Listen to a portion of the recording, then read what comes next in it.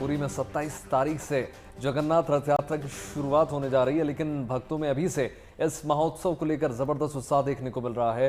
तैयारियां चाक चौबंद हैं, सुरक्षा के कड़े इंतजामात हैं। रथ यात्रा मार्ग पर AI इनेबल्ड CCTV कैमरों से निगरानी रखी जा रही है। खुद ओडिशा के मुख्यमंत्री तैयारियों पर नजर बनाए हुए हैं। भुवनेश्वर में मुख्यमंत्री मोहन चरण मांझी की अध्यक्षता में एक अहम बैठक भी हुई, जिसमें सुरक्षा इंतजामों और तैयारियों का जायजा लिया गया।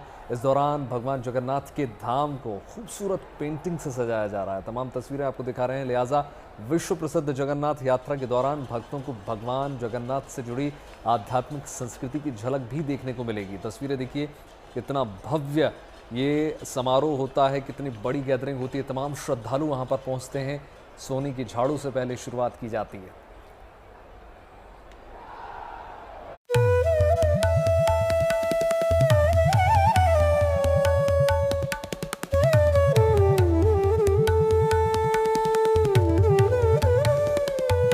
भगवान जगन्नाथ की नगरी में सजने जा रहा है आस्था का सबसे बड़ा दरबार।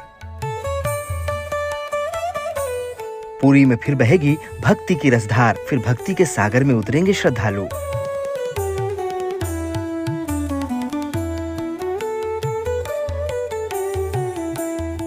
ओडिशा के पुरी में 27 जून से शुरू होने जा रही भगवान जगन्नाथ की विश्व प्रसिद्ध रथ यात्रा की तैयारियां जोरों पर हैं। भगवान जगन्नाथ के धाम सजाए और संवारे जा रहे हैं। अलग अलग पेंटिंग्स बनाए जा रहे हैं। अलग अलग चित्रकार इस काम को समय पर संपन्न करने में लगे हैं। वो फेस्टिवल के लिए हमारा सबका घर में जो ब्यूटिफिकेशन करते हैं, वो जो सारी साज सज्जा करते हैं, वो इसी के लिए, वही फेस्टिवल के लिए वो सब डेकोरेटिव होते हैं। वही जो डेकोरेशन होते हैं ना, उड़ीसा का ट्रेडिशनल मोटिव चित्ता बोलते हैं इनको। वही चित्ता को लेके हम काम करता हूँ। इसी का ऊपर रथ चलेगा, 3 रथ चलेगा। 3 रथ रहने के लिए भी जगह है। इनके जगह के लिए भी पेंटिंग कंप्लीट हो गया। अभी तो 3 साल हो गए हम काम करता है, सारा दिन रात परिश्रम काम करता है। हम शुद्ध नॉनवेज नहीं खा के, पूरा शुद्ध शाकाहारी खा के सारा दिन सारा रात हम काम करते हैं। सब हमको बहुत आनंद लगता है। हम इस यहाँ पर बड़दान पर काम, हमको बहुत प्राउड भी लगता है कि जगन्नाथ को सेवा भी मिलता है।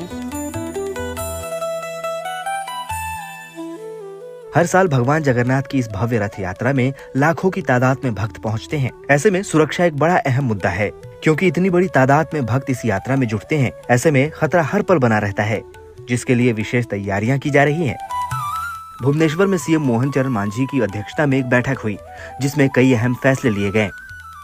महाप्रभु जगन्नाथ जी की विश्व प्रसिद्ध रथ यात्रा और उत्सव कैसे अच्छा और सुपरिचालित होगा, उसको सुनिश्चित करने के लिए आज का बैठक वहाँ बुलाया गया था। सारी दुनिया के लोग इसी दिव्य अवसर का इंतजार कर रहे हैं।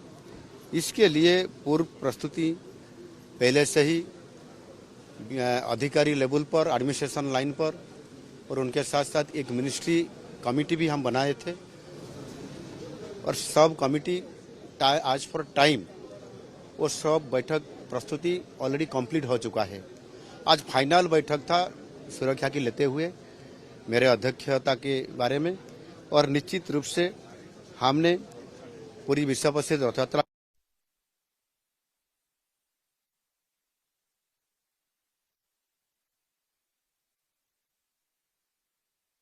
वर्ष के रथ यात्रा को संपूर्ण भावे कैसे वो इंसिडेंट फ्री होगा।